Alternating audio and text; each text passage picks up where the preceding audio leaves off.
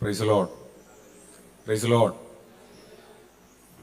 ദൈവനാമത്തിന് മഹത്വം ഉണ്ടാകട്ടെ. അനുഗ്രഹീതമായ ഒരു ഞായറാഴ്ചയുടെ പകൽ ദൈവം നമ്മുടെ ജീവിതത്തിൽ ഒരുക്കി നൽകിയതിൽ വളരെ സന്തോഷം. പ്രത്യേകിച്ച് പ്രിയ ദേവദാസൻ കുടുംബം, ഇവിടെ സന്നിഹിതരായിരിക്കുന്ന എല്ലാ പ്രിയപ്പെട്ടവരെയും കർത്താവായ യേശു ക്രിസ്തുവിൻ്റെ നാമത്തിൽ വന്ദനം ചെയ്യുന്നു. ആദ്യമായിട്ടാണ് ഈ ചർച്ചിൽ പാഴ്സനേജിൽ കടന്നു വന്നിട്ടുണ്ട്. ആദ്യമായിട്ടാണ് ഇവിടെ ഒരു കൂട്ടായ്മയിൽ പങ്കെടുക്കുവാൻ ഒരു അവസരം ലഭിക്കുന്നത്. എന്നിരുന്നാലും ഒത്തിരി സന്തോഷം. ദൈവത്തെ ആത്മാവിലും സത്യത്തിലും ആരാധിക്കുന്ന ഒരു കൂട്ടം ദൈവജനത്തോട് ചേർന്ന് ഇന്ന് പകൽ ഇങ്ങനെ ഒരു ദൈവം ഒരു അവസരം നൽകിയത് ഒരു ഭാഗ്യമായി കാണുന്നു. ദൈവത്തിൻ്റെ ഒരു പദ്ധതിയായി അതിനെ കാണുകയാണ്. ദേവദാസൻ ആമുഖമായി പറഞ്ഞതുപോലെ ICPF-ന്റെ പ്രവർത്തനങ്ങളുടെ ഭാഗമായിട്ട് കൊല്ലം ജില്ലയിൽ ഞങ്ങൾ ആയിരിക്കുന്നു. എൻ്റെ പേര് പ്രൈസ് എന്നാണ്, പ്രൈസ് സാമുവൽ എന്നാണ്. ഞാൻ താമസിക്കുന്നത് പത്തനാപുരം എളമണ്ണൂർ എന്ന് പറയുന്ന സ്ഥലത്താണ്. ചില വർഷങ്ങളായിട്ട് കൊല്ലത്ത് പ്രിയ സാമുവൽ ചാനോട് ചേർന്ന് ICPF-ന്റെ പ്രവർത്തനങ്ങളിൽ ആയിരിക്കുന്നു. ദൈവം ഇത്രത്തോളം ഈ പ്രവർത്തനങ്ങളെ വളരെ ശക്തമായി നടത്തുവാൻ ഇടയായി തീർന്നു. പ്രിയ മകൾ ഗ്ലാഡിസും ഈ പ്രവർത്തനങ്ങളുടെ ഒരു ഭാഗമാണ്. പ്രത്യേകിച്ച് കൊട്ടാരക്കര ഏരിയയുടെ കോർഡിനേറ്ററായിട്ട് പുതിയൊരു അക്കാഡമിക് ഇയറിലേക്ക് ഉത്തരവാദിത്തങ്ങളിലേക്ക് വന്നിരിക്കുകയാണ്. തന്നോട് ചേർന്ന് പല സഹോദരങ്ങൾ ഈ പ്രവർത്തനങ്ങളുടെ ഭാഗമാണ്. പ്രത്യേകിച്ച് അവരെല്ലാം ഓർത്ത് സ്തോത്രം ചെയ്യുന്നു. പ്രിയ രാഹുലിനെ ഓർക്കുന്നു, അനില, ഇവരുടെ ഫാമിലിയൊക്കെ കണ്ടതിൽ ഒത്തിരി സന്തോഷം. ഈ സഭ ICPF-ന്റെ വേലയെ വളരെ ആത്മാർത്ഥമായി സ്നേഹിക്കുകയും സഹകരിക്കുകയും ചെയ്യുന്ന ഒരു സഭയായിരിക്കുന്നതിൽ ഞങ്ങൾക്ക് വളരെ സന്തോഷമുണ്ട്. ഇങ്ങനെ ഒരു അവസരം ഞങ്ങൾക്ക് ഒരുക്കി നൽകിയതിലും ഞങ്ങൾ പ്രത്യേകിച്ച് നന്ദി അറിയിക്കുകയാണ്. കൊല്ലം ജില്ലയിൽ ICPF-ന്റെ പ്രവർത്തനങ്ങൾ വളരെ ശക്തമായി നിലയിൽ ഈ ദിവസങ്ങളിൽ നടന്നുകൊണ്ടിരിക്കുകയാണ്. പ്രത്യേകിച്ച് ക്യാമ്പസുകൾ, കലാലയ സുവിശേഷീകരണമാണ് ICPF-ന്റെ പ്രവർത്തനങ്ങളുടെ പ്രധാന രീതി എന്ന് പറയുന്നത്. നമ്മുടെ വിശ്വാസികളായ കുഞ്ഞുങ്ങൾ പഠിക്കുന്ന ക്യാമ്പസുകളിൽ അവരിലൂടെ അക്രൈസ്തവരായ കുഞ്ഞുങ്ങളോട് സുവിശേഷം പങ്കുവെക്കുവാനും അവരെ രക്ഷയുടെ മാർഗങ്ങളിലേക്ക് കൊണ്ടുവരുവാനും ക്രിസ്തുവിന്റെ സ്നേഹത്തെ പറ്റി അവരോട് അറിയിക്കുവാനും ഒക്കെയുള്ള ഒരു പ്രധാന പ്രവർത്തന രീതിയാണ് ICPF-ന്റേത് എന്ന് പറയുന്നത്. അതിനോടൊപ്പം ചേർന്ന് തന്നെ യൗവനക്കാർക്ക് വേണ്ട എല്ലാ രീതിയിലുമുള്ള റിട്രീറ്റുകൾ അല്ലെങ്കിൽ ക്യാമ്പുകൾ, സെമിനാറുകൾ, മിഷൻ യാത്രകൾ, അങ്ങനെ മറ്റു പല തലങ്ങളിലുള്ള പ്രവർത്തനങ്ങൾ, യൗവനക്കാരെ ആത്മീയമായി വളർത്തുവാൻ വേണ്ട എല്ലാ ആത്മീയമായ രീതിയിലുള്ള പ്രവർത്തനങ്ങളും ICPF-ന്റെ രീതിയിലുണ്ട്. പ്രത്യേകിച്ച് ഇതൊക്കെ ഈ നാളുകൾ ചെയ്തുകൊണ്ടിരിക്കുന്നു. വരുന്ന സമയങ്ങളിലും അതൊക്കെ ചെയ്യുവാൻ ആഗ്രഹിച്ച് അതിനു വേണ്ട എല്ലാ ക്രമീകരണങ്ങളും ചെയ്തുകൊണ്ടിരിക്കുകയാണ്. ഞാൻ ആമുഖമായി ഓർപ്പിച്ചത്, നിങ്ങൾ ഈ പ്രവർത്തനങ്ങളെ ഓർത്ത് പ്രാർത്ഥിക്കുക. നമുക്കറിയാം, നമ്മളുടെ സഭ, നമ്മളൊരു കൂടിവരവ് ഒക്കെ ഉണ്ടെങ്കിലും പ്രത്യേകിച്ച് നമ്മൾ ആത്മീയരാണ് അല്ലെങ്കിൽ വിശ്വാസികളാണെന്ന് പറയുന്ന നമ്മുടെ യൗവനക്കാരായ കുഞ്ഞുങ്ങളാണ് പ്രത്യേകിച്ച് ഈ കാലഘട്ടത്തിൽ ലോകത്തിൻ്റെതായ മോഹങ്ങളിലേക്കൊക്കെ പലപ്പോഴും വഴിതെറ്റിപ്പോകുന്ന സാഹചര്യങ്ങൾ ഉണ്ടാകുന്നത്. നമ്മൾ റോൾ മോഡലായി മറ്റുള്ളവരുടെ മുന്നിൽ പ്രസന്റ് ചെയ്യുവാൻ ആഗ്രഹിക്കുന്ന നമ്മുടെ കുഞ്ഞുങ്ങൾ തന്നെ ലോകത്തിനു വേണ്ടി ജീവിക്കുമ്പോൾ മറ്റുള്ള കുഞ്ഞുങ്ങൾ എങ്ങനെ ആയിരിക്കുമെന്ന് നമുക്ക് ഊഹിക്കാവുന്നതേ ഉള്ളൂ. ഒരാൾ പോലും നഷ്ടമായി പോകാതെ ക്രിസ്തുവിന് വേണ്ടി അന്ത്യത്തോളം വിശ്വസ്തരായി നിൽക്കുവാൻ അവരെ നേടേണ്ടത്, നിലനിർത്തേണ്ടത് വളരെ അത്യന്താപേക്ഷിതമാണ്. അതുകൊണ്ട് സഭയുടെ ആത്മാർത്ഥമായ പ്രാർത്ഥന ഈ സമയത്ത് ചോദിക്കുകയാണ്. പ്രത്യേകിച്ച് ദൈവം എല്ലാവരെയും ധാരാളമായി അനുഗ്രഹിക്കുമാറാകട്ടെ. വേഗത്തിൽ ഒരു ചിന്ത നിങ്ങളുടെ മുമ്പിലേക്ക് പങ്കുവെക്കുവാൻ ആഗ്രഹിക്കുന്നു. ഫിലിപ്പിയ ലേഖനം 2-ാം അധ്യായം അതിന്റെ 1 മുതൽ 5 വരെയുള്ള വാക്യങ്ങൾ. ഫിലിപ്പിയ ലേഖനം 2-ാം അധ്യായം അതിന്റെ 1 മുതൽ 5 വരെയുള്ള വാക്യങ്ങൾ ഒരാൾക്ക് ശബ്ദമുയർത്തി വായിക്കാം.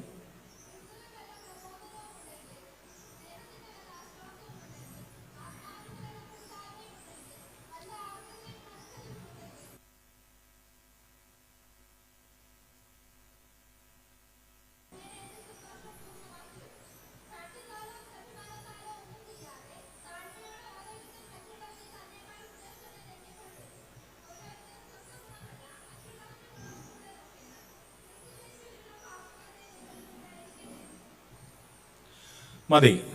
വളരെ ശക്തമേറിയ ആഴമേറിയ ഒരു വചനമാണ് നമ്മളിന്ന് പ്രഭാതത്തിൽ വായിച്ചു കേട്ടിരിക്കുന്നത്.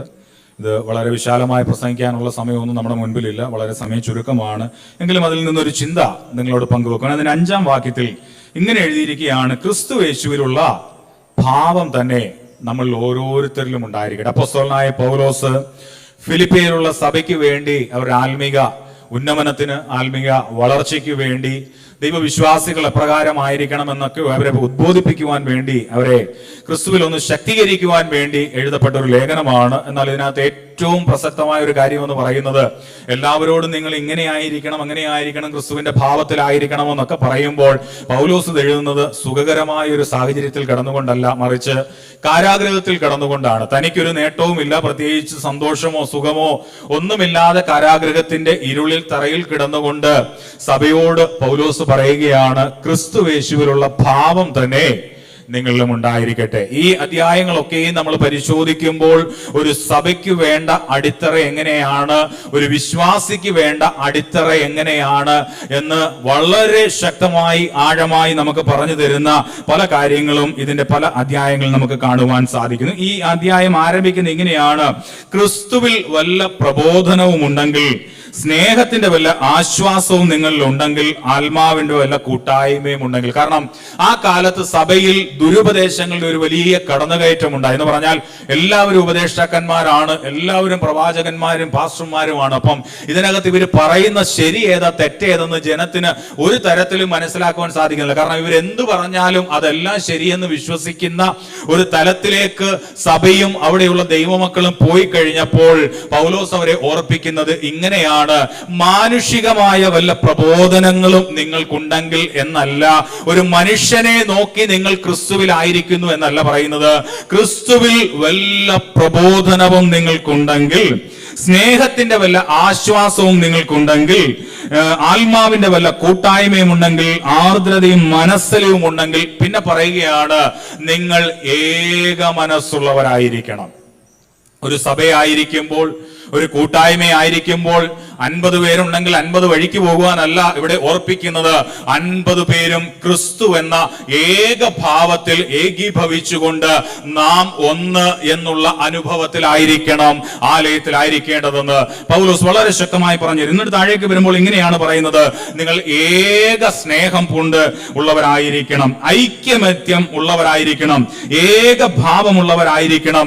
ഇങ്ങനെ നിങ്ങൾ എന്റെ സന്തോഷം പൂർണ്ണമാക്കുവിൻ എന്നാണ് ഇവിടെ വചനം ഓർപ്പിക്കുന്നത്. താഴേക്ക് വരുമ്പോൾ പറയുന്നു: നിങ്ങൾ ശാഠ്യത്താലോ ദുരഭിമാനത്താലോ ഒന്നും ചെയ്യാതെ താഴ്മയോടെ ഓരോരുത്തൻ മറ്റുള്ളവൻ തന്നേക്കാൾ ശ്രേഷ്ഠനെന്ന് എണ്ണണം. ഇതിനേക്കാൾ വലിയൊരു ഉദാഹരണം എന്താണ് ക്രിസ്തുവിന്റെ ഭാവമായി നമ്മുടെ മുന്നിൽ വരച്ചു കാണിക്കുവാൻ ഇവിടെ ഉള്ളത്? ക്രിസ്തുവിന്റെ ഭാവം എന്ന് പറയുമ്പോൾ സകലതും അതിൽ ഉൾക്കൊള്ളിച്ചുകൊണ്ട് നിന്ന് ആദ്യമായി ഒരു വാക്കിൽ ഇങ്ങനെ പൗലോസ് ഓർപ്പിക്കുകയാണ്: താഴ്മയോടെ ക്രിസ്തുവിൽ ഏകീഭവിച്ചുകൊണ്ട് ഒരുവൻ, എന്റെ കൂട്ടു സഹോദരൻ, എന്റെ കൂട്ടു സഹോദരി എന്നേക്കാൾ ശ്രേഷ്ഠനെന്നെണ്ണുവാൻ കഴിയട്ടെ, എന്നേക്കാൾ വലിയവനെന്ന് എണ്ണുവാൻ കഴിയട്ടെ. അല്ലെങ്കിൽ ഞാൻ അവനേക്കാൾ വലിയവനെന്നും പാരമ്പര്യം കൊണ്ടും സ്വത്ത് കൊണ്ടും നിറം കൊണ്ടും മറ്റെന്തും കൊണ്ടും എന്റെ അടുത്തിരിക്കുന്നവനേക്കാൾ ഞാൻ വലിയവനെന്ന് പറയുന്നത് ലോകത്തിന്റെ സഭയാണ്, ക്രിസ്തുവിന്റെ സഭയല്ല. ഇവിടെ പറയുന്നു ക്രിസ്തുവിന്റെ ഭാവം നിങ്ങൾ അനുഭവപൂർണമാക്കി കാണിക്കണമെങ്കിൽ ഒരുവൻ മറ്റുള്ളവനെ തന്നേക്കാൾ ശ്രേഷ്ഠനെന്ന് എണ്ണുവാൻ കഴിയണം. അതിനോട് ചേർത്ത് പറയുകയാണ്: ഏക സ്നേഹം പൂണ്ട്, ഏക ഭാവം പൂണ്ട്, ഐക്യമത്യപ്പെട്ട് ഇങ്ങനെയായിരിക്കണം നിങ്ങൾ ക്രിസ്തുവിന്റെ സന്തോഷം പൂർണ്ണമാക്കി തീർക്കേണ്ടത്. ഇന്ന് മകൾ പ്രിയമുള്ളവരെ, ഞാനിത് ഓർപ്പിക്കുവാനുള്ള ഒരു കാര്യമെന്ന് പറയുന്നത്, നമ്മൾ ഒരു ആലയമായി കൂടി വരുമ്പോൾ, നമ്മൾ ഈ ലോകത്തിൽ ജീവിക്കുമ്പോൾ മറ്റു പലതിലേക്കും നമ്മളെ വലിച്ചു കൊണ്ടുപോകുവാനുള്ള സാഹചര്യങ്ങളുണ്ട്, മറ്റു പലതിലേക്കും നമ്മുടെ ശ്രദ്ധ മാറിപ്പോകുവാനുള്ള സാഹചര്യങ്ങളുണ്ട്. അല്ലെങ്കിൽ ആത്മീകം എന്ന് പറഞ്ഞ് കച്ചവട തലങ്ങളിലേക്ക് ആത്മീയ ലോകങ്ങൾ പോലും അധപ്പതിച്ചു നിൽക്കുമ്പോൾ ഇന്ന് പകൽ വേർപെട്ടവരായി ജീവിക്കുന്ന ഒരു ക്രിസ്തുവിനെ ആരാധിക്കുവാൻ, ഒരു ദിവസം കൂടി ആയുസിനെ ദീർഘമാക്കി നൽകിയ ദൈവത്തിന് നന്ദി കരേറ്റുവാൻ നമുക്ക് കഴിയണം. ആഴ്ചയുടെ 6 ദിവസങ്ങളും അധ്വാനിച്ചവരല്ലേ നമ്മള്? പലവിധങ്ങളായ മേഖലകളിലൂടെ കടന്നുപോയവരല്ലേ? പല ജീവിത സാഹചര്യങ്ങളിലായിരുന്നില്ലേ? ദേവദാസൻ നമ്മളോട് പറഞ്ഞതുപോലെ പ്രാർത്ഥിച്ചു വിടുതൽ നേടുമെന്നുള്ള ഒരു പ്രത്യാശയിലും ഉറപ്പിലും വിശ്വസിച്ച നാൾ മുതൽ ഇന്ന് വരെയും നിലനിൽക്കുന്ന നമ്മളെ നിലനിർത്തിക്കൊണ്ടു പോകുന്നത് ക്രിസ്തുവിന്റെ സ്നേഹം മാത്രമാണ്. അങ്ങനെയാണെങ്കിൽ ഇന്ന് പകൽ അവന്റെ ഭാവത്തെ പൂർണ്ണമാക്കുവാൻ നാം ഓരോരുത്തരും കടപ്പെട്ടവരാണ്. അതുകൊണ്ടാണ് ഇവിടെ പറയുന്നത് വചനം, ഈ ഭാവങ്ങളൊക്കെ നിങ്ങൾ പൂർണ്ണമാക്കി കഴിഞ്ഞാൽ, ക്രിസ്തുവിനോട് അനുരൂപപ്പെടുവാൻ നിങ്ങൾ തയ്യാറായി കഴിഞ്ഞാൽ എന്താണ് പ്രതിഫലം? സാമ്പത്തികമാണോ പ്രതിഫലം? അല്ലെങ്കിൽ വേറെ എന്തെങ്കിലും ആണോ പ്രതിഫലം? ഈ ലോകത്തിൽ കെട്ടിപ്പൊക്കുന്ന വേറെ എന്തെങ്കിലുമാണോ ഒരു പ്രതിഫലമായി ലഭിക്കുന്നത്? ഇവിടെ പൗലോസ് വേറെ ഒരു മനുഷ്യരെയുമല്ല കാണിച്ചു തരുന്നത്. ഒരു ദാസരൂപത്തിൽ ഈ ഭൂമിയിലേക്ക് ഇറങ്ങി വന്ന് മനുഷ്യന്റെ പാപങ്ങൾക്ക് വേണ്ടി ക്രൂശിൽ യാഗമായി തീർന്ന സമ്പൂർണനായ ഒരുവനെ കാണിച്ചു തന്നിട്ട് പറയുന്നു, ഇങ്ങനെ നിങ്ങളുടെ ഭാവത്തെ നിങ്ങൾ പൂർണ്ണമാക്കി തീർക്കുമെന്നാ പറയുന്നത്. അതുകൊണ്ട് പ്രതിഫലം ഒരുപക്ഷെ ക്രിസ്തുവിനെ സേവിക്കുന്നത് കൊണ്ട് ഈ ലോകത്തിൽ കിട്ടുമെന്ന് പറഞ്ഞ് കാത്തിരിക്കുന്നവരുണ്ടെങ്കിൽ ഇന്ന് പകൽ ഞാൻ ഓർപ്പിക്കട്ടെ, ഒരുപക്ഷെ നിരാശയായി എന്തായിരിക്കും ഫലം? വിശ്വാസിയായതുകൊണ്ട് നേട്ടത്തിന് വേണ്ടി വിശ്വാസിയായിരിക്കുവാനല്ല, ക്രിസ്തുവിനെ അറിഞ്ഞതുകൊണ്ട് നേട്ടത്തിന് വേണ്ടി ക്രിസ്തുവിന്റെ അനുകാരിയായി തീരുവാനല്ല ക്രിസ്തു ആഗ്രഹിക്കുന്നത്.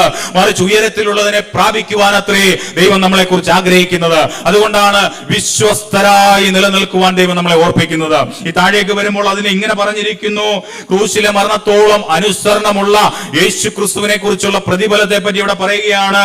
9 മുതലുള്ള വാക്യങ്ങൾ. അതുകൊണ്ട് ദൈവവും അവനെ ഏറ്റവും ഉയർത്തി സകല നാമത്തിനും മേലായ നാമം നൽകി. അങ്ങനെയാണെങ്കിൽ വേർപെട്ടിരിക്കുന്നവരെന്നും ഒരു പ്രത്യേക ജാതി എന്നും വിളിപ്പേരുള്ള നമ്മൾ എത്ര ഭാഗ്യവാന്മാരാണ് പ്രിയമുള്ളവരെ. ഇന്ന് പകൽ നിറത്തിന്റെ പേരിൽ മാറ്റി നിർത്തുന്നതല്ല നമുക്ക് ഈ ലോകത്തിൽ വിഷമമായിട്ട് നിൽക്കേണ്ടത്. മറ്റെന്തെങ്കിലും പേരിൽ നമ്മളെ മാറ്റി നിർത്തുന്നതല്ല, മറിച്ച് ക്രിസ്തുവിന്റെ അനുകാരിയായി നിൽക്കുവാൻ ഇന്നും നമ്മളെ വിളിച്ചു വേർതിരിച്ച ദൈവം നമ്മളെ കരുതുന്നതാണ് ഏറ്റവും വലിയ ഭാഗ്യാവസ്ഥ എന്ന് പറയുന്നത്.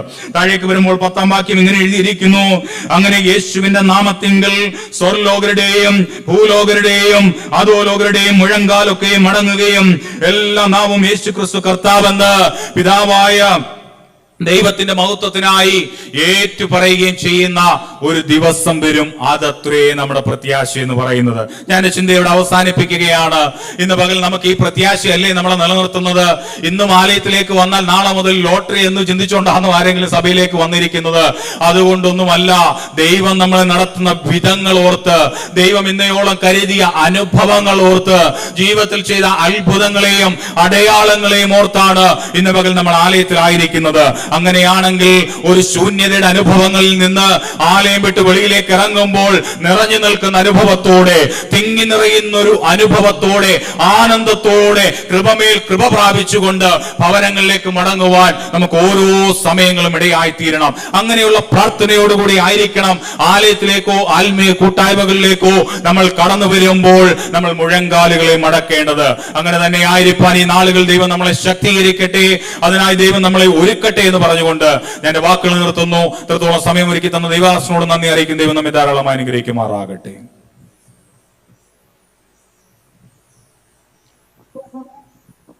Price the Lord. ദൈവത്തിന്റെ അതിപരിശുദ്ധമായ നാമം വാഴ്ത്തപ്പെടുമാറാകട്ടെ. ഈ അനുഗ്രഹീതമായ നല്ല സമയത്തിന് ഞാൻ ദൈവത്തെ നന്ദിയോടെ സ്തോത്രം ചെയ്യുന്നു. ബഹുമാനപ്പെട്ട കർത്തനദാസൻ പാസ്റ്റർ ജോർജ് ഊട്ടി അവറുകൾ, അതുപോലെ തന്നെ സഭയിലെ എല്ലാ ദൈവമക്കൾക്കും വേഗം വരുന്ന കർത്താവായ യേശു ക്രിസ്തുവിൻ്റെ നാമത്തിൽ എൻ്റെ സ്നേഹവന്ദനത്തെ അറിയിക്കുന്നു. പ്രിയമകൾ ഗ്ലാഡീസ് ICPFൻ്റെ കൊട്ടാരക്കര ഏരിയ കോർഡിനേറ്റ് ചെയ്യുവാൻ ഈ അക്കാഡമിക് ഇയറിൽ ദൈവം ഒരുക്കി. പ്രിയമകളെ ഓർത്ത് ദൈവത്തിന് നന്ദിയോടെ സ്തോത്രം. കഴിഞ്ഞ ചില വർഷങ്ങളായിട്ട് ഞങ്ങൾക്ക് നല്ല പരിചയമുണ്ട്. നമ്മുടെ പല ക്യാമ്പുകളും വളരെ ആക്റ്റീവായിട്ട് നിൽക്കുന്നു. അതുപോലെ തന്നെ പ്രിയ രാഹുൽ പിള്ളൈ ഏഞ്ചലോസിൻ്റെ ശക്തനായ ഒരു പ്രവർത്തനമാണ് ICPFൻ്റെ. അദ്ദേഹത്തോടൊപ്പം ദൈവത്തെ മഹത്വപ്പെടുത്തുവാൻ ദൈവം ഒരു അവസരം ഒരുക്കിയല്ലോ. അതുപോലെ തന്നെ പ്രിയ അനിലയുടെ പാരൻസിനെ കാണുവാൻ ദൈവം സഹായിച്ചു. മറ്റു പ്രിയപ്പെട്ടവരെല്ലാവരെയും ഓർത്ത് ഞാൻ ദൈവത്തിന് നന്ദി പറയുന്നു. നമ്മുടെ വിദ്യാർത്ഥികൾക്കിടയിലുള്ള ഒരു പ്രവർത്തനമാണ്. നമ്മുടെ കുഞ്ഞുങ്ങൾ പഠിക്കുന്ന കലാലയങ്ങളിൽ അവർ തന്നെ ഒരു പ്രാർത്ഥനാ കൂട്ടായ്മകൾ ആരംഭിച്ച് അവിടെ കുഞ്ഞുങ്ങളെ കൊണ്ടുവരിക എന്നുള്ളതാണ് ICPFൻ്റെ പ്രധാനമായ ലക്ഷ്യം. അതുകൊണ്ട് ഞങ്ങൾ ഏത് സഭയിൽ പോയാലും അവിടെ 10ാം ക്ലാസ്സിന് മുകളിലോട്ട് പഠിക്കുന്ന കുഞ്ഞുങ്ങളെ കണ്ടു കഴിഞ്ഞാൽ ഞങ്ങൾ പറയുന്ന ഒരു ഒറ്റ കാര്യമേ ഉള്ളൂ: നിങ്ങൾ നിങ്ങളുടെ ക്യാമ്പസുകളിൽ പഠിക്കുന്ന കലാലയങ്ങളിൽ ഒരു പ്രെയർ ഗ്രൂപ്പ് ആരംഭിക്കണം, നിങ്ങളുടെ കൂട്ടുകാരെ അതിലേക്ക് കൊണ്ടുവരണമെന്ന് ഞങ്ങൾ എല്ലാവരോടും ആവശ്യപ്പെടുന്നു. നിങ്ങൾ പ്രാർത്ഥിക്കുക. ഈ പ്രവർത്തനത്തോട് നിങ്ങളാൽ കഴിയുന്ന രീതിയിലുള്ള എല്ലാ സഹായ സഹകരണങ്ങൾ നൽകണമെന്ന് ദൈവനാമത്തിൽ ഓർമ്മപ്പെടുത്തുന്നു. കൊല്ലം ജില്ലയിൽ 8 ഏരിയകളായിട്ടാണ് നമ്മുടെ ഈ പ്രവർത്തനം നടക്കുന്നത്. കരുനാഗപ്പള്ളി, കൊല്ലം, കുണ്ടറ, ചാത്തന്നൂർ, കൊട്ടാരക്കര, ചെറുവക്കൽ, പുനലൂർ, പത്തനാപുരം, അങ്ങനെ 8 ഏരിയകളായിട്ടാണ് നടക്കുന്നത്. കഴിഞ്ഞ നാളുകൾ ദൈവം അത്ഭുതകരമായി അതിശയകരമായി ഈ പ്രവർത്തനത്തെ നടത്തി. തുടർന്നും നിങ്ങളെല്ലാവരും ഈ പ്രവർത്തനത്തെ ഓർത്ത് പ്രാർത്ഥിക്കുക.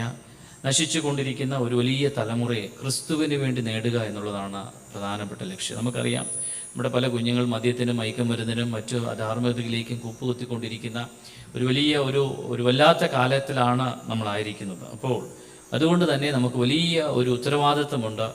ദൈവം നമ്മെ ഏൽപ്പിച്ചിരിക്കുന്ന തലമുറ നമ്മുടെ കയ്യിൽ നിന്ന് നഷ്ടമായി പോകുവാൻ ഇടയാകരുത് എന്നുള്ളത് ദൈവത്തിൻ്റെ ഉദ്ദേശമാണ്. അതിനുവേണ്ടി നിങ്ങളെല്ലാവരും ആത്മാർത്ഥമായിട്ട് പ്രാർത്ഥിക്കണമേ എന്ന ദൈവനാമത്തിൽ ഓർമ്മപ്പെടുത്തുന്നു. അല്പസമയ ചിന്തയ്ക്കായി എഫേസ്യർക്ക് ലേഖനം 1-ാം അധ്യായം അതിൻ്റെ 17, 18, 19 വാക്യങ്ങൾ നമുക്ക് വായിക്കാം.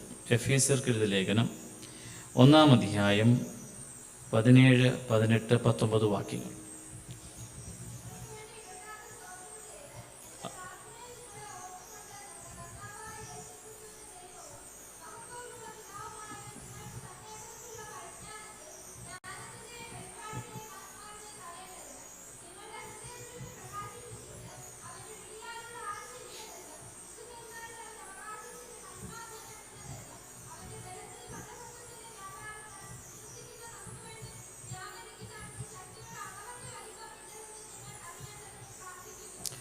പൗലോസിൻ്റെ ഒരു പ്രാർത്ഥനയാണ് നമ്മളിവിടെ വായിച്ചു കേട്ടത്. പൗലോസ് ഇവിടെ പ്രാർത്ഥിക്കുക, എഫെസോസ് സഭയ്ക്ക് വേണ്ടി പ്രാർത്ഥിക്കുക. ഈ പ്രാർത്ഥന ഞാൻ വായിച്ചു കഴിഞ്ഞപ്പോഴത്തേക്കും എൻ്റെയും പ്രാർത്ഥനയുടെ ചില സെൻറ്റൻസുകളൊക്കെ നമ്മൾ മാറ്റുവാനായിട്ടിടയായി. സാധാരണ നമ്മൾ പ്രാർത്ഥിക്കുന്നത് എന്തിനു വേണ്ടി? കർത്താവെ എന്നെ അനുഗ്രഹിക്കണമേ, എന്നെ സഹായിക്കണമേ, ഒരുപാട് ആവശ്യങ്ങളെല്ലാം നമ്മൾ പറഞ്ഞാൽ പ്രാർത്ഥിക്കുന്നത്. പക്ഷേ ഈ പ്രാർത്ഥനയിൽ പ്രധാനമായി 5 വിഷയങ്ങൾക്ക് വേണ്ടിയാണ് പൗലോസ് പ്രാർത്ഥിക്കുന്നത്. 5 കാര്യങ്ങൾക്ക്. ഈ 5 കാര്യങ്ങൾക്ക് വേണ്ടി പൗലോസ് പ്രാർത്ഥിക്കുമ്പോൾ ഈ പ്രാർത്ഥന നമ്മൾ ശ്രദ്ധയോടെ പഠിച്ചു നോക്കിയാൽ ഇവിടെ എന്തെങ്കിലും മെറ്റീരിയൽ ബ്ലെസ്സിങ്സിന് വേണ്ടി പ്രാർത്ഥിക്കുന്നതായിട്ട് കാണുന്നില്ല. താൽക്കാലികമായ നന്മയ്ക്ക് വേണ്ടി പ്രാർത്ഥിക്കുന്നതായിട്ട് കാണുന്നില്ല, അല്ലേ? അത് ബുദ്ധിമുട്ടുകൾ ഇല്ലാത്തവരല്ല, ഉള്ളവരുണ്ട് അതിൻ്റെ അകത്ത്. പ്രയാസങ്ങളുള്ളവരുണ്ട്, രോഗികളായിട്ടുള്ളവരുണ്ട്, പ്രതിസന്ധിയിലൂടെ കടന്നു പോരുന്നുണ്ട്.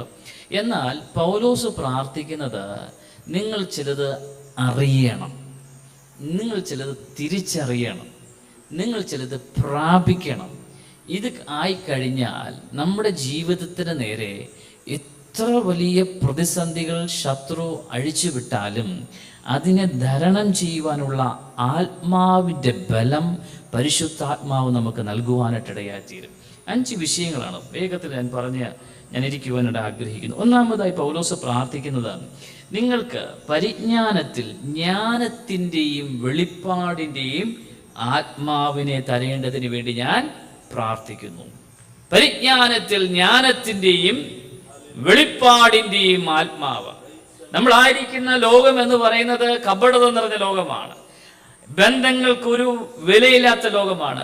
ഇടയ്ക്ക് പലരും പറയാറുണ്ട്, വന്ന് എനിക്ക് എൻ്റെ നിഴലിനെ പോലും വിശ്വസിക്കാൻ പറ്റാത്ത ഒരു അവസ്ഥയായി പോയി. കാരണം ആർക്കും ആരെയും വിശ്വസിക്കാൻ പറ്റുന്നില്ല, കബളിപ്പിക്കപ്പെടുന്നുണ്ട്, പൈസ ലൂട്ട് ചെയ്തുകൊണ്ട് പോകുന്നുണ്ട്. അങ്ങനെയുള്ള ഒരുപാട് കാലത്തിൽ ജീവിക്കുമ്പോൾ നമുക്ക് സാധാരണ ജ്ഞാനത്താൽ ഈ ലോകത്തിൽ ജീവിക്കുവാനായിട്ട് കഴിയത്തില്ല.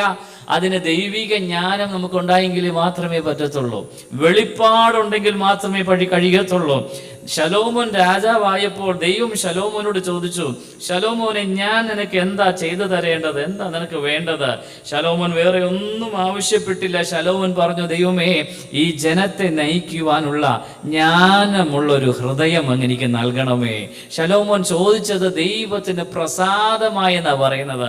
ശലോമോൻ വെള്ളിയോ പൊന്നോ ചോദിച്ചില്ല, രാജ്യത്തിന്റെ വിസ്തൃതി വലുതാക്കണമെന്ന് ചോദിച്ചില്ല. ശലോമോൻ പറഞ്ഞു, എനിക്ക് ആവശ്യം ജ്ഞാനമുള്ളൊരു ഹൃദയം. ഇന്ന് പകൽക്കാലം നമുക്ക് ദൈവസന്നിധിയിൽ പ്രാർത്ഥിക്കുവാനായിട്ട് കഴിയുമോ? കർത്താവേ, എൻ്റെ ഹൃദയത്തെ ജ്ഞാനമുള്ളൊരു ഹൃദയമാക്കി മാറ്റണമേ. എന്നെ ആരും പറ്റിക്കുവാനായിട്ട് ഇടയാകരുത്. ഞാൻ എടുക്കുന്ന തീരുമാനങ്ങൾ മണ്ടത്തരത്തിന്റെ തീരുമാനങ്ങളായി പോകുവാൻ ഇടവരാതെ വേണം. ദൈവത്തിന്റെ ആത്മാവിന്റെ നിയന്ത്രണത്തിൽ തന്നെ ആയിരിക്കാൻ പരിശുദ്ധാത്മാവേ അങ്ങ് ഞങ്ങളെ സഹായിക്കണമേ എന്ന് പകൽക്കാലം നമുക്ക് പ്രാർത്ഥിക്കുവാനായിട്ട് കഴിയട്ടെ. രണ്ടാമതായി നമ്മളവിടെ കാണുവാനായിട്ട് കഴിയുന്നത് നിങ്ങളുടെ ഹൃദയദൃഷ്ടി പ്രകാശിക്കണം. നിങ്ങളുടെ ഹൃദയദൃഷ്ടി പ്രകാശിക്കണം. അതാ ഞാൻ പറഞ്ഞത്. പൗലോസ് അവിടെ താൽക്കാലികമായ നന്മകൾക്ക് വേണ്ടിയോ ഈ ലോകത്തിൻ്റെതായ എന്തെങ്കിലും കിട്ടാൻ വേണ്ടിയോ ഒന്നും അവിടെ പ്രാർത്ഥിക്കുന്നില്ല. പകരം പൗലോസ് പ്രാർത്ഥിക്കുന്നത് നിങ്ങളുടെ ഹൃദയദൃഷ്ടി പ്രകാശിക്കണം. ഹൃദയത്തിന്റെ ദൃഷ്ടി പ്രകാശിച്ചു കഴിഞ്ഞാൽ കാണേണ്ടതിന് മാത്രമേ നമ്മൾ എന്ത് ചെയ്യത്തുള്ളൂ?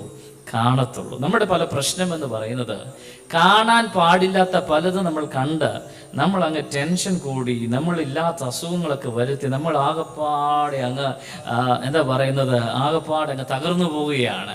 എന്നാൽ വീണ്ടെടുക്കപ്പെട്ട ദൈവ പൈതല് അവൻ്റെ ഹൃദയ ദൃഷ്ടി പ്രകാശിക്കുന്ന ആളാണെങ്കിൽ അവൻ കാണേണ്ടത് മാത്രമേ കാണത്തുള്ളൂ. Praise the Lord. ഒരു ഉദാഹരണം വായിക്കാൻ സമയമില്ലാത്തതുകൊണ്ട് വേദഭാഗം എടുത്ത് വായിക്കുന്നത് 2 രാജാക്കന്മാരുടെ പുസ്തകം 6-ാം അധ്യായത്തിന്റെ 15 മുതലുള്ള വാക്യങ്ങൾ വായിക്കുമ്പോൾ എലീശ പ്രവാചകനെ പിടിച്ചുകൊണ്ട് പോകുവാൻ വേണ്ടി ഒരു അരാം രാജ്യം ആ സൈന്യം മുഴുവനുമായിട്ട് വരികയാണ്. അവർ വന്ന് അവർ പാർത്തിരുന്ന ആ പട്ടണം മൊത്തം വളഞ്ഞു കഴിഞ്ഞ ശേഷം ഇദ്ദേഹത്തെ പിടിക്കാനായിട്ട് അവരിങ്ങനെ പ്ലാൻ ചെയ്ത് നിൽക്കുകയാണ്. ഈ എലീശ പ്രവാചകന്റെ ദാസൻ രാവിലെ എഴുന്നേറ്റ് നോക്കിയപ്പോഴത്തേക്കും കണ്ടത് എന്താ? പട്ടണം മുഴുവനും സൈന്യം, ശത്രുവിന്റെ സൈന്യം ഇങ്ങനെ വളഞ്ഞു വെച്ചിരിക്കുകയാണ്. ഇദ്ദേഹം ആകപ്പാട് പേടിച്ചു പോയി. അതെയോ പേടിച്ചു വന്ന് എലീശ പ്രവാചകനോട് പറയും, അയ്യോ യജമാനനെ, നമ്മൾ പെട്ടുപോയി, ഇതാ ശത്രുക്കൾ നമ്മളെ ആക്രമിക്കാൻ പോവുകയാണ്, നമ്മൾ ഇനി രക്ഷപ്പെടുവാനായിട്ട് ഒരു വഴിയുമില്ല എന്ന് പറഞ്ഞപ്പോൾ എലീശയുടെ ഹൃദയത്തിന്റെ കണ്ണ് തുറന്നിരിക്കുന്ന ഒരു മനുഷ്യനായിരുന്നു. ആത്മാവിന്റെ കണ്ണ് തുറന്നിരിക്കുന്ന ഒരു മനുഷ്യനാണ് അദ്ദേഹം. ഇത് കേട്ടിട്ട് അദ്ദേഹത്തിന് ഒരു കുലുക്കവും വന്നില്ല. അദ്ദേഹം ഒരു ചഞ്ചലപ്പുമില്ലാതെ അദ്ദേഹം ഇപ്രകാരം പറഞ്ഞു, നമ്മോട് കൂടെയുള്ളവർ അവരോട് കൂടെയുള്ളവരെക്കാൾ അധികം എന്ന് പറഞ്ഞു. അത് കഴിഞ്ഞിട്ട് ഈ എലീശ പ്രവാചകൻ ആ ദാസന് വേണ്ടി ഒന്ന് പ്രാർത്ഥിക്കുകയാണ്. നിങ്ങൾ പിന്നീട് വീട്ടിൽ പോയി വായിച്ചാൽ മതി. നീ ഒന്ന് 18-ാമോ 19-ാമത്തെ വാക്യമാണെന്ന് തോന്നുന്നു. അതിൽ പറയുകയാണ്, യഹോവേ, ഇവൻ കാണത്തക്കവണ്ണം ഇവന്റെ കണ്ണ് തുറക്കണമേ, ഇവന്റെ കണ്ണ് തുറക്കണമേ. ഈ ദാസൻ എന്തല്ല, കുരുടനല്ല, അവന് കണ്ണ് കാണാം, പക്ഷേ അവന്റെ ആത്മാവിന്റെ കണ്ണ് കുരുട് പിടിച്ചിരിക്കുകയാണ്. അവൻ കാണേണ്ടതിനല്ല കണ്ടുകൊണ്ടിരിക്കുന്നത്. അവൻ കാണുന്നത് എന്താണ്? എപ്പോഴും പോരാട്ടത്തെ കാണുന്നത്, ശത്രുവിനെയാ കാണുന്നത്, രോഗങ്ങളെയാ കാണുന്നത്, പ്രതികൂലങ്ങളെയാ കാണുന്നത്, പ്രതിസന്ധികളെയാ കാണുന്നത്.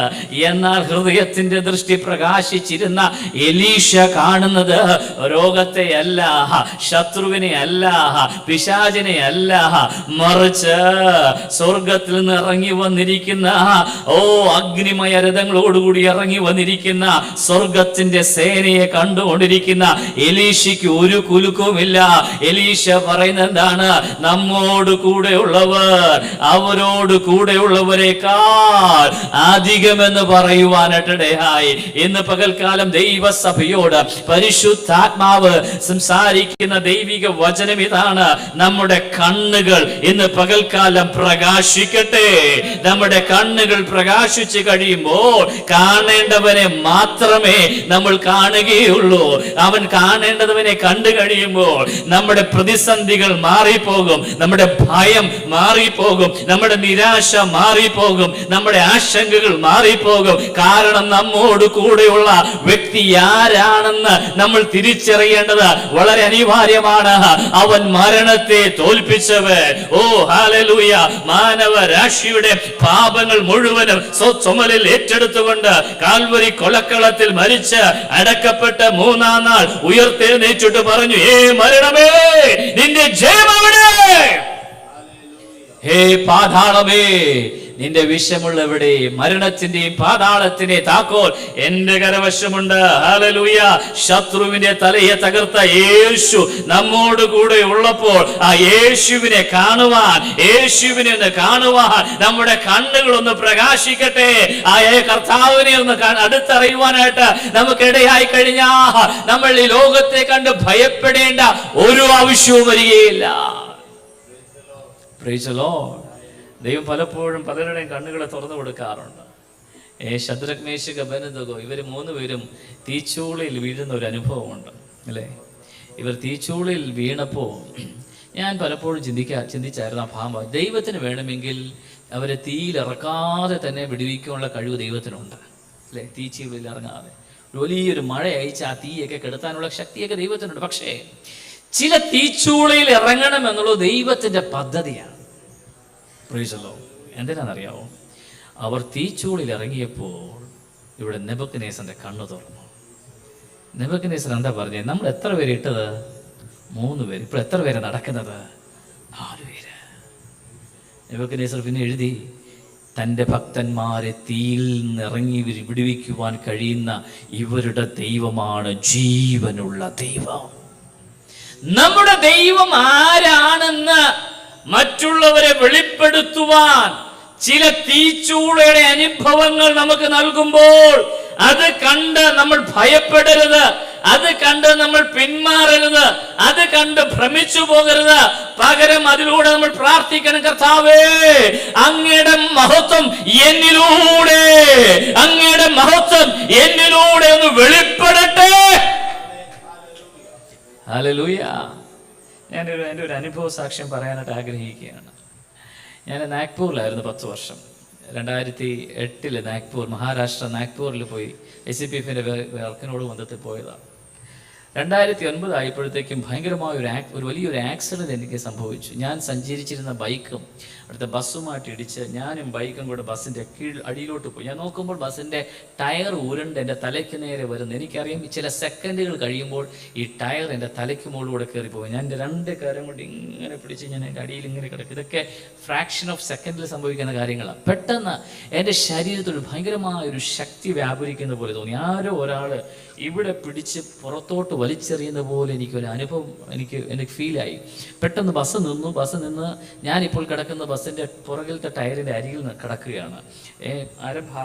അരയ്ക്കും ഭാഗം പുറത്തും ബാക്കി ഭാഗം ബസ്സിൻ്റെ അടിയിലാണ്. അവിടെ ഒരു പോലീസുകാരൻ നിൽപ്പുണ്ടായിരുന്നു. അദ്ദേഹം ഓടി വന്ന്, 6 അടി പൊക്കം നല്ല വണ്ണമുള്ള ഒരു പോലീസാണ്. അത് ഓടി വന്ന് എന്നെ ബസ്സിൻ്റെ അടിയിൽ നിന്ന് പുറത്തോട്ട് എടുത്തിട്ട് പറയേ ബഹുത് കിസ്മത്ത് വാല ആത്മീ എന്ന് പറഞ്ഞാൽ ഇവൻ ഭയങ്കര ഭാഗ്യമുള്ളവനാണ്. എന്നിട്ട് അദ്ദേഹം പറഞ്ഞ വാക്ക്, 2 പേര് ഇവനെ വലിക്കുകയായിരുന്നു. അവർ വലിച്ചില്ലായിരുന്നുവെങ്കിൽ ഈ ടയർ അവൻ്റെ തലയ്ക്ക് മുകളിലൂടെ കയറി പോകുമായിരുന്നു. ഞാൻ ചോദിക്കട്ടെ, ഈ ബസ്സിൻ്റെ അടിയിൽ വന്ന് വലിക്കാൻ ആരാ വരുന്നത്? പക്ഷെ ഞാൻ ഒരു കാര്യം വിശ്വസിക്കുന്നു, ഇവിടുത്തെ മന്ത്രിമാർക്കും MLA-മാർക്കും VIP-കൾക്കും മാത്രമല്ല, യേശുവിൻ്റെ രക്തത്താൽ വീണ്ടെടുക്കപ്പെട്ട അവൻ്റെ മക്കളായ നമുക്ക് ഓരോരുത്തർക്കും ദൈവം 2 ബോഡി ഗാർഡിനെ നൽകിയിട്ടുണ്ട്, ദൂതന്മാരെ ദൈവം നൽകിയിട്ടുണ്ട്. അതുകൊണ്ട് അവൻ്റെ സമയമാകാതെ നമ്മൾ ഈ ലോകത്തിൽ ഏൽപ്പിച്ച ശുശ്രൂഷ അവസാനിക്കാതെ, ഓ ഹല്ലേലൂയ, നമ്മുടെ പ്രാണനെ തൊടുവാൻ ഒരു ശക്തിയെയും ദൈവം അനുവദിക്കത്തില്ല. Price the Lord. ഇനിയാണ് രസം. കാരണം ഇത് വന്ന അവിടുത്തെ ആൾക്കാരോടൊക്കെ ഇങ്ങനെ പറഞ്ഞു.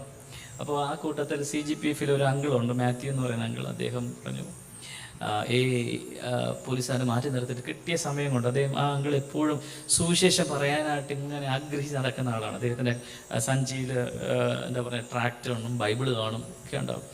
അദ്ദേഹം പറഞ്ഞു, യേശു മസീഹ സേവകൻ, യേശു കർത്താവിൻ്റെ സേവകനാണ് എന്ന് പറഞ്ഞ് കിട്ടിയ ആ ഗ്യാപ്പിൽ അദ്ദേഹം സുവിശേഷം പറഞ്ഞൊരു ബൈബിളും കൂടെ ഈ പോലീസുകാരനെ ഏൽപ്പിച്ചിട്ട് പോയി. ഞാൻ എൻ്റെ സ്വദേശം തിരുവനന്തപുരമാണ്.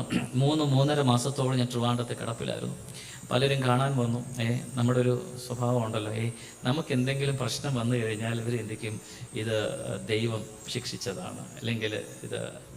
അപ്പം പലരും വന്നിട്ട് ചോദിച്ചു, പ്രാർത്ഥിച്ചില്ലായിരുന്നു, പ്രാർത്ഥന കുറവാണോ, എവിടെ നോക്കിയിട്ടാണ് വണ്ടി ഓടിക്കുന്നത്? ഞാൻ എൻ്റെ അപ്പനും അമ്മയും വിട്ട് നോർത്തിൽ മിഷണറി ആയിട്ട് പോയി കൃത്യം 1 വർഷമായിപ്പോൾ ഇങ്ങനെയൊക്കെ സംഭവിച്ചല്ലോ എന്ന് ഓർത്ത് ഞാൻ ഭയങ്കരമായ വിഷമത്തിലിരിക്കുമ്പോൾ, നമ്മുടെ തനി മലയാളികളുടെ സ്വഭാവം ഉണ്ടല്ലോ, ഈ എരിയുന്ന തീയിൽ കുറച്ചുകൂടെ എണ്ണ എടുത്ത് ഒഴിക്കുന്ന അനുഭവം. അങ്ങനെ കാണാൻ വന്നവരെല്ലാം മിക്കവരും ആശ്വസിപ്പിക്കുന്നതിന് പകരം ഇങ്ങനെയുള്ള വാക്കുകൾ. ഞാനും വിചിന്തിച്ച്, കർത്താവ് എന്താ സംഭവിച്ചെന്ന് എനിക്കറിയത്തില്ല. എന്തായാലും ദൈവകാര്യങ്ങളിലേക്ക് പ്രാർത്ഥിച്ച് കൊടുത്തു. നിങ്ങൾക്കറിയാവോ, 3.5 മാസം കഴിഞ്ഞ് ഞാൻ തിരികെ നാഗ്പൂരിൽ എത്തിയപ്പോഴത്തേക്ക് ഞാൻ കേൾക്കുന്ന ആദ്യത്തെ വാർത്ത എന്ന് പറയുന്നത് ആ പോലീസുകാരൻ യേശുവിൽ വിശ്വസിച്ചു എന്നുള്ളതാണ്. അപ്പോഴാണ് ദൈവം ഈ ബാലന്മാരുടെ, എരിയുന്ന തീച്ചൂളിൽ വീഴുന്ന ബാലന്മാരുടെ ആ അവസ്ഥ എനിക്ക് ഒന്നും കൂടെ റിമൈൻഡ് ചെയ്ത് തന്നത്. കാരണം നിന്നെ തകർക്കുവാനോ നിന്നെ മുടിക്കുവാനോ നിന്നെ നശിപ്പിച്ച് കളയുവാനല്ല ഈ വേദന നിനക്ക് നൽകിയിരിക്കുന്നത്. നിന്നെ പണിതെടുത്ത് പൊന്നാക്കി പുറത്തു കൊണ്ടുവരുമ്പോൾ നീ ആരാധിക്കുന്ന ദൈവം ആരാണ്, നീ സേവിക്കുന്ന ദൈവം ആരാണെന്ന് ജാതികൾ മനസ്സിലാക്കുവാൻ, നിന്റെ ബന്ധുക്കൾ മനസ്സിലാക്കുവാൻ, നിന്റെ ഭവനക്കാർ മനസ്സിലാക്കുവാൻ, നിന്റെ ദേശക്കാർ മനസ്സിലാക്കുവാൻ ജീവനുള്ളൊരു ദൈവം നിനക്കായി ഉണ്ട്. അവൻ നിന്നെ ബലപ്പെടുത്തുന്ന ദൈവമാണ്. ഈ ലോകത്തിൻ്റെ ഒരു രോഗമോ, ഈ ലോകത്തിൻ്റെ ഒരു ശക്തിയോ, ഈ ലോകത്തിൻ്റെ പ്രതിസന്ധിയോ നിന്നെ തകർത്ത് കളയുവാൻ കഴിയത്തില്ല എന്ന് ഈ ലോകത്തിനൊരു സാക്ഷ്യമായി മാറുവാൻ പരിശുദ്ധാത്മാവ് ഇന്ന് പകൽക്കാലം ഈ സഭയിൽ ചിലരെ കുറിച്ച് ആഗ്രഹിക്കുന്നുണ്ട്. അവർ നമ്മളെ തന്നെ ദൈവകരങ്ങളിലേക്ക് ഏൽപ്പിച്ചു കൊടുക്കുവാനായിട്ട് കഴിയുമോ? ദൈവത്തോട് പ്രാർത്ഥിക്കുവാനായിട്ട് കഴിയുമോ? കർത്താവേ, അങ്ങേ കാണുവാൻ തക്കവണ്ണം എൻ്റെ കണ്ണിനെ ഒന്ന് തുറക്കുമാറാകണമേ. ഓ, എനിക്ക് അങ്ങേ ഒന്ന് കാണണം അപ്പാ. എൻ്റെ പ്രതിസന്ധിയല്ല ഞാൻ കാണേണ്ടത്, എൻ്റെ രോഗത്തെ അല്ല ഞാൻ കാണേണ്ടത്, എൻ്റെ കടഭാരത്തെ അല്ല ഞാൻ കാണേണ്ടത്, എൻ്റെ ഞെരുക്കത്തെ അല്ല ഞാൻ കാണേണ്ടത്, എൻ്റെ വിഷമങ്ങളല്ല ഞാൻ കാണേണ്ടത്, എന്നെ തകർക്കുവാൻ നിൽക്കുന്ന ശത്രുവിനെ അല്ല ഞാൻ കാണേണ്ടത്. അതിന്റെ നടുവിൽ പ്രവർത്തിക്കുവാൻ ഇറങ്ങി വരുന്ന സർവശക്തനായ യേശുവിനെ ഞാൻ കാണട്ടെ.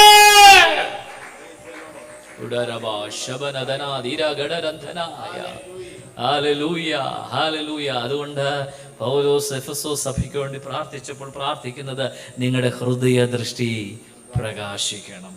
ഇന്ന് പകൽക്കാലം നമ്മുടെ ഹൃദയത്തിന്റെ ദൃഷ്ടി ഒന്ന് പ്രകാശിക്കട്ടെ. നമുക്കൊന്ന് പ്രാർത്ഥിക്കുവാനായിട്ട് കഴിയും. കർത്താവേ, എൻ്റെ കണ്ണിനെ ഒന്ന് തുറക്കണം, എൻ്റെ ആത്മാവിൻ്റെ കണ്ണിനെ ഒന്ന് തുറക്കുമാറാകണമേ. എപ്പോഴും രോഗത്തെയല്ല ഞാൻ കാണേണ്ടത്. രോഗം വരുമ്പോൾ നമ്മൾ നേരത്തെ കണ്ടത് കേട്ടതുപോലെ യഹോവ റാഫ, ഞാൻ നിന്നെ സൗഖ്യമാക്കുന്ന യഹോവ, ആ ദൈവത്തെ നമ്മൾ കാണട്ടെ.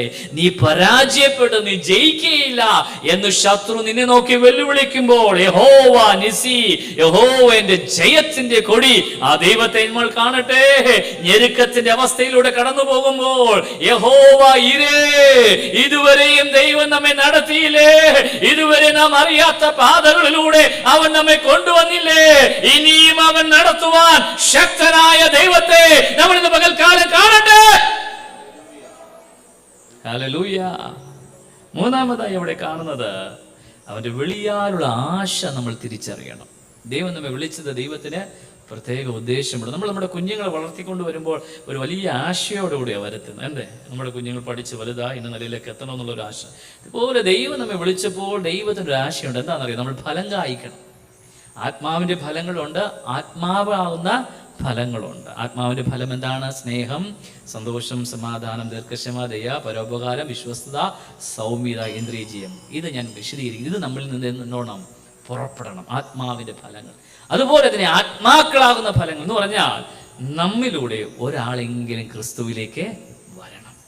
നമുക്ക് ദൈവം ചെയ്തെന്ന ഉപകാരം, യേശു ആരാണെന്ന് ഈ രക്ഷ നമ്മൾ അറിഞ്ഞിട്ട് നമ്മളിൽ മാത്രം ഒതുക്കി വെക്കുവാനല്ല ദൈവം ആഗ്രഹിക്കുന്നത്, അത് മറ്റുള്ളവരിലേക്ക് എത്തുവാനായിട്ട് ഇടയായി തീരട്ടെ. ഞങ്ങൾ വിശ്വാസത്തിൽ വരാൻ കാരണം ഒരു ടീച്ചറാണ്. പകൽ മുഴുവനും വിമൻസ് കോളേജിൽ പഠിപ്പിച്ച് എല്ലാം കഴിഞ്ഞ് ക്ഷീണിച്ചിട്ട് ആ ടീച്ചറിന്, ആ പ്രൊഫസറിന് വേണമെങ്കിൽ വീട്ടിൽ പോയി റെസ്റ്റ് എടുക്കാമായിരുന്നു. പക്ഷേ അവർ വൈകുന്നേരങ്ങൾ പഠിപ്പിക്കലെല്ലാം കഴിഞ്ഞ ശേഷം ഓരോ കോളനികൾ കയറി ഇറങ്ങി, ഓരോ വീടുകൾ കയറി ഇറങ്ങി പ്രാർത്ഥിക്കുകയും വചനം പറഞ്ഞു കൊടുക്കുകയും ചെയ്യുന്ന കൂട്ടത്തിൽ ഞങ്ങളുടെ ഭവനത്തിൽ വന്നു. അങ്ങനെയാണ് ഞങ്ങൾ വിശ്വാസത്തിൽ വന്നത്. ഞാൻ ഇന്ന് പകൽക്കാലം പറയുവാനായിട്ട് ആഗ്രഹിക്കുന്നത്, ദൈവം നമുക്ക് ജോലി തന്നിട്ടുണ്ടെങ്കിൽ നല്ല കാര്യം, ജോലി ചെയ്യണം. പക്ഷേ ജോലിയോടൊപ്പം തന്നെ കർത്താവിൻ്റെ വേലയും കൂടെ ചെയ്യുവാൻ ദൈവം നമ്മെ കുറിച്ച് ആഗ്രഹിക്കുകയാണ്. ആ ഭാഗം പറഞ്ഞ് ഞാൻ അവിടെ വിടുകയാണ്. നാലാമതായി പറയുന്നത് അവന്റെ അവകാശത്തിന്റെ മഹിമാധനം ഇന്നതെന്ന് തിരിച്ചറിയണം. അപ്പോൾ ഒന്നാമത് പരിജ്ഞാനത്തിൽ ജ്ഞാനത്തിന്റെ വെളിപ്പാടിനെ നമ്മൾ പ്രാപിക്കണം. രണ്ടാമത് നമ്മുടെ ഹൃദയ ദൃഷ്ടി പ്രകാശിക്കണം. മൂന്ന്, അവന്റെ ആശ ഇന്നതെന്ന് തിരിച്ചറിയണം. നാല്, അവന്റെ അവകാശത്തിന്റെ മഹിമാധനം ഇന്നതെന്ന് നമ്മൾ തിരിച്ചറിയണം. നമുക്കൊരു ധനമുണ്ട്, അത് മഹത്വത്തിന്റെ ധനമാണ്. ഭൂമിയിൽ കള്ളൻ കയറി മോഷ്ടിക്കുകയോ അതെ തുരുമ്പെടുത്തു പോവുകയോ ചെയ്യുന്ന നിക്ഷേപങ്ങളല്ല. സ്വർഗത്തിൽ ദൈവം തന്റെ മക്കൾക്ക് വേണ്ടി അവർക്ക് അവകാശമായി ഒരുക്കിയിരിക്കുന്ന മഹത്വത്തിന്റെ ധനം ദൈവം നമുക്ക് വേണ്ടി ഒരുക്കിയിട്ടുണ്ട്. ആ ധനത്തെ നമ്മൾ തിരിച്ചറിഞ്ഞു കഴിഞ്ഞാൽ നമ്മൾ ഈ നശിച്ചു പോകുന്ന ധനത്തിന്റെ പിന്നാലെ പായുന്ന നിർത്തി നമ്മുടെ ലക്ഷ്യം ഒന്നേ ഉള്ളൂ, എങ്ങനെയെങ്കിലും ഏതു വിധേനെങ്കിലും എനിക്ക് ആ മഹത്വത്തിന്റെ ധനം പ്രാപിക്കണം എന്നുള്ളൊരു ആ വാഞ്ച നമ്മുടെ ഹൃദയത്തിൽ ഉടലെടുക്കുവാനായിട്ട് ഇടയായിത്തീരും. Praise the lord. ഹല്ലേലൂയ. അതായിരിക്കട്ടെ നമ്മുടെ ലക്ഷ്യം, നിത്യത ആയിരിക്കട്ടെ നമ്മുടെ ലക്ഷ്യം. നമുക്ക് ആർക്കും ഇത്ര നാള് ഞാൻ ഇവിടെ ജീവിച്ച് ഇതൊക്കെ ചെയ്തു തരും ഒന്നും പറയാൻ പറ്റാത്ത ഒരു കാലഘട്ടത്തിലാണ് നമ്മൾ ആയിരിക്കുന്നത്. ആർക്കും ഒരു ഗ്യാരണ്ടി പറയാൻ പറ്റത്തില്ല. പക്ഷെ ഒരു ഗ്യാരണ്ടി നമുക്ക് പറയാനും പറ്റും. നാം ദൈവമക്കളായി തീർന്ന് യേശുവിനാൽ വീണ്ടെടുക്കപ്പെട്ട് ദൈവമക്കളായി തീർന്നാൽ നമ്മളുടെ ശരീരം മണ്ണോട് മണ്ണ് പോയാലോ ദൈവം നമുക്ക് ഒരുക്കിയിരിക്കുന്ന ഒരു നിത്യ ഭവനമുണ്ട്, നിത്യവാസസ്ഥലമുണ്ട്. അതായിരിക്കട്ടെ നമ്മുടെ ലക്ഷ്യം. അതായിരിക്കട്ടെ നമ്മുടെ ലക്ഷ്യം.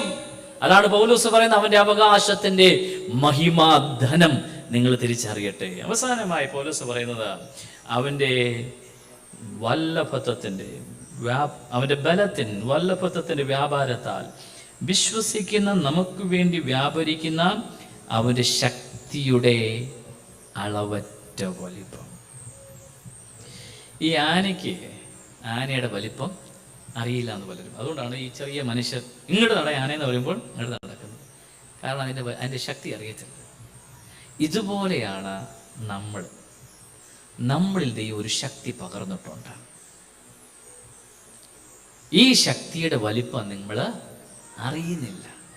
അതുകൊണ്ടാണ് പൗലോസ് എഫെസോസ് സഭയ്ക്ക് വേണ്ടി പ്രാർത്ഥിച്ചത്, നിങ്ങൾ അവൻ്റെ ശക്തിയുടെ അളവറ്റ വലിപ്പം, ഇതിനെ അളക്കാനായിട്ട് കഴിയത്തില്ല. ഈ വലിപ്പം നിങ്ങൾ തിരിച്ചറിഞ്ഞു കഴിഞ്ഞാൽ ശത്രുവിനെ കാണുമ്പോൾ നിങ്ങൾ ഭയപ്പെടത്തില്ല. മന്ത്രവാദം, ഇത് ആഭിചാരവും കാണുമ്പോൾ നമ്മൾ ഭയപ്പെടത്തില്ല. കാരണം നമ്മിൽ വ്യാപരിക്കുന്ന ഒരു ശക്തിയുണ്ട്. നമ്മൾ ശത്രുവിൻ്റെ കോട്ടയ്ക്കകത്തായാലും, നിങ്ങൾ വളരെ ശ്രദ്ധയോടെ കേൾക്കുക, നമ്മൾ ശത്രുവിൻ്റെ കോട്ടയുടെ അകത്തായാലും ആത്മനിറവിൽ നിന്ന് പ്രാർത്ഥിക്കുന്ന ഒരു പ്രാർത്ഥന ശത്രുവിൻ്റെ അടിസ്ഥാനങ്ങളെ ഇളക്കുവാൻ തക്ക ശക്തി അതിനകത്തുണ്ട്. Price the Lord. നമ്മൾ അയ്യോ അമ്പലം, അയ്യോ പൂജ, അയ്യോ നോ. പൗലോസ് പറയുന്നെന്താ? നമ്മിൽ വ്യാപരിക്കുന്ന ഒരു ശക്തിയുണ്ട്. ഈ ശക്തിയുടെ പ്രത്യേകത എന്താണെന്നറിയാമോ? ഇത് യേശുവിനെ മരിച്ചവരുടെ ഇടയിൽ നിന്ന് ഉയർപ്പിച്ച, അസാധ്യമെന്ന് ലോകം വിധി എഴുതിയ സ്ഥാനത്ത് കല്ലറകളെ ഭേദിച്ചുകൊണ്ട്, റോമ ഗവൺമെന്റിന്റെ മുദ്രയെ ഭേദിച്ചുകൊണ്ട് യേശുവിനെ ഉയർപ്പിച്ച ഉയരത്തിലെ ശക്തിയത്രേ. ഈ ശക്തി നമ്മുടെ മേൽ വ്യാപരിക്കുമ്പോൾ നമ്മൾ ഭയപ്പെട്ടിരിക്കേണ്ടവരല്ല, ശത്രുവിനെ കണ്ട് പേടിച്ചു പോകേണ്ടവരല്ല, പോരാട്ടമെന്ന് നിലവിളിക്കേണ്ടവരല്ല. ഈ ശക്തിയാൽ നിറഞ്ഞ് ദൈവത്തെ മഹത്വപ്പെടുത്തുമ്പോൾ പിശാചിന്റെ അടിസ്ഥാനങ്ങളെ ഇളക്കുവാനുള്ള ആത്മപ്രകർഷ ദൈവ സഭയ്ക്ക് നൽകിയിട്ടുണ്ട്. Price the Lord. അത് നമ്മൾ തിരിച്ചറിയുവാൻ ഇടയായിട്ട് നമ്മുടെ കണ്ണുകൾ ഒരു നിമിഷം അടയ്ക്കാമോ? എല്ലാ കണ്ണുകളും അടയട്ടെ. പൗലോസിനോട് ചേർന്ന് എത്ര പേർക്ക് ഇന്ന് പകൽക്കാലം പ്രാർത്ഥിക്കുവാനായിട്ട് കഴിയും? കർത്താവേ, ഞങ്ങൾക്ക് പരിജ്ഞാനത്തിൽ ജ്ഞാനത്തിൻ്റെയും വെളിപ്പാടിൻ്റെയും ആത്മാവിനെ അങ്ങ് നൽകണമേ. എല്ലാവരും ഒന്ന് പ്രാർത്ഥിച്ച്, എല്ലാവരുടെ വായുകളെ തുറന്ന് ദൈവത്തോടൊന്ന് പ്രാർത്ഥിച്ച്, കർത്താവേ, ഞങ്ങളെ ആരും പറ്റിക്കാൻ പാടില്ല, ഞങ്ങളെ ആരും കബളിപ്പിക്കുവാൻ പാടില്ല. ദൈവമേ, ഞങ്ങൾക്ക് ജ്ഞാനത്തിൻ്റെ ആത്മാവിനെ നൽകണമേ, പരിജ്ഞാനത്തിന്റെ ആത്മാവിനെ ഞങ്ങൾക്ക് നൽകണമേ. നമുക്ക് ഒരുമിച്ച് പ്രാർത്ഥിക്കാൻ കഴിയുമോ? കർത്താവേ, ഞങ്ങളുടെ കണ്ണുകൾ ഒന്ന് തുറക്കണമേ. ഞങ്ങളുടെ ആത്മാവിന്റെ കണ്ണുകൾ തുറന്ന് അങ്ങേ കാണുവാൻ ദൈവം ഞങ്ങളെ സഹായിക്കണമേ. യേശുവേ, ഞങ്ങൾ അങ്ങേ കാണട്ടെ. കർത്താവേ, ഈ ലോകത്തെയല്ല ഞങ്ങൾ കാണേണ്ടത്, ഈ ലോകത്തിലെ പ്രതിസന്ധികളല്ല ഞങ്ങൾ കാണേണ്ടത്, ഈ ലോകത്തിലെ രോഗങ്ങളെയല്ല അപ്പാ ഞങ്ങൾ കാണേണ്ടത്. മറിച്ച് ഞങ്ങൾക്ക് വേണ്ടി പ്രവർത്തിക്കുവാൻ കഴിയുന്ന സർവശക്തനായ ദൈവത്തെ ഇന്ന് പകൽക്കാലം ഞങ്ങൾ കാണട്ടെ. ഞങ്ങളുടെ കണ്ണുകളൊന്ന് തുറക്കട്ടെ കർത്താവേ, ഞങ്ങളുടെ കണ്ണുകളൊന്ന് തുറക്കട്ടെ കർത്താവേ. അങ്ങയുടെ ആത്മാവിനാൽ ഇന്ന് പകൽക്കാലം ഞങ്ങൾ ഓരോരുത്തരെയും അങ്ങ് നിറയ്ക്കുമാറാകണമേ അപ്പാ. അങ്ങയുടെ ശക്തിയാ ഇന്ന് പകൽക്കാലം ഞങ്ങൾ ഓരോരുത്തരെ നിറയ്ക്കണമേ കർത്താവേ. അങ്ങയുടെ കൃപയാൽ ഞങ്ങൾ ഓരോരുത്തരെ ഞങ്ങൾ നിറയ്ക്കണമേ കർത്താവേ. അളവറ്റ വലിപ്പം, ഹല്ലേലൂയ, ആത്മാവിന്റെ ശക്തിയാ ഇന്ന് പകലിൽ ഞങ്ങൾ ഓരോരുത്തരെ അങ്ങ് നിറയ്ക്കുമാറാകണമേ. ഞങ്ങളുടെ ശരീരാത്മാദേഹികളെ അങ്ങ് ബലപ്പെടുത്തുമാറാകണമേ. അങ്ങയുടെ കൃപ ഞങ്ങളുടെ മേൽ പകരുമാറാകണമേ. ഞങ്ങൾ അങ്ങേ കാണേണ്ടതുപോലെ കാണുവാൻ, അങ്ങേ അറിയേണ്ടതുപോലെ അറിയുവാൻ. ഓ ഹല്ലേലൂയ. ഈ ലോകത്തിൻ്റെതായ പ്രതിസന്ധികൾ കണ്ട് ഭയന്നിരിക്കുന്നവരല്ല കർത്താവേ, വിശ്വാസത്തോടെ അങ്ങേ ആശ്രയിച്ച് എഴുന്നേൽച്ച് കർത്താവേ ഉടരവാ ശഗടരധനാദിരഗടരാധര അപ്സരാദിരഗടരന്ധനാദിരഗടരാധര ഔഡരാധരദിശമനധനദിരഗടരാദിരഗടരാധര. ഓ ഹല്ലേലൂയ, ഹല്ലേലൂയ. നമുക്ക് ഒരുമിച്ച് പ്രാർത്ഥിക്കാൻ കഴിയുമോ? ദൈവസഭ ഒരുമിച്ച് പ്രാർത്ഥിച്ച കർത്താവേ, ഞങ്ങളുടെ ശക്തിയാൽ ഇത് പകൽക്കാലം ഞങ്ങളെ നിറയ്ക്കണമേ. അളവറ്റ വലിപ്പം, അളവറ്റ ശക്തി. ഹല്ലേലൂയ. വിശ്വസിക്കുന്നവർ വ്യാപരിക്കുന്ന അവന്റെ ശക്തിയുടെ അളവറ്റ വലിപ്പം ഇത് പകൽക്കാല കർത്താവേ അങ്ങയുടെ സഭ പ്രാപിക്കട്ടെ.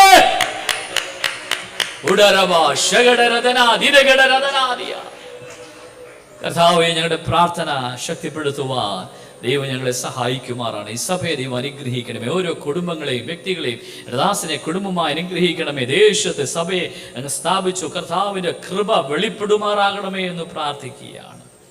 പ്രകാരം ചെയ്യാൻ പോകുന്ന കൃപയ്ക്ക് നന്ദിയോടെ സ്തോത്രം. കർത്താവേ, അങ്ങേക്ക് വേണ്ടി ജീവിപ്പാൻ ദൈവം ഞങ്ങളെ ബലപ്പെടുത്തുമാറാകണമേ. സകലവും അങ്ങയുടെ കരങ്ങളിലേക്ക് ഏൽപ്പിക്കുന്നു, യേശു ക്രിസ്തുവിന്റെ നാമത്തിൽ തന്നെ. കരങ്ങൾ ഉയർത്തി ദൈവത്തിന് നന്ദിയോടെ സ്തോത്രം ചെയ്യാവോ? ഹല്ലേലൂയ. ഇത്രയും സമയം അനുവദിച്ചെന്ന കർത്താദാസനോടും സഭയ്ക്കുമുള്ള നന്ദി അറിയിക്കുന്നു. പ്രത്യേകിച്ച് ICPFിന്റെ പ്രവർത്തനങ്ങളെ ഓർത്ത് പ്രാർത്ഥിക്കാൻ പ്രത്യേകം നിങ്ങളാൽ കഴിയുന്ന എല്ലാ കുഞ്ഞുങ്ങളും ഇതിൻ്റെ ഭാഗവക്കാകുക. ദൈവം എല്ലാവരെയും ധാരാളമായി അനുഗ്രഹിക്കട്ടെ.